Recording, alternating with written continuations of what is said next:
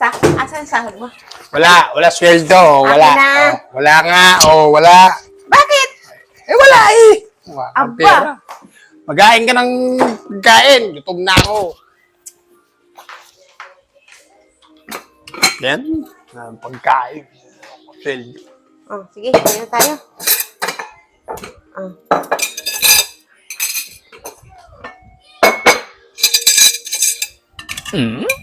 Kumain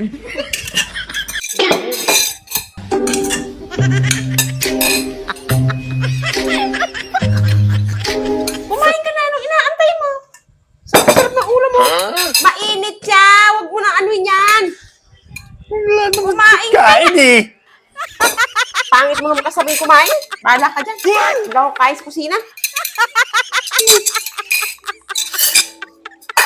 Walang pagkain eh.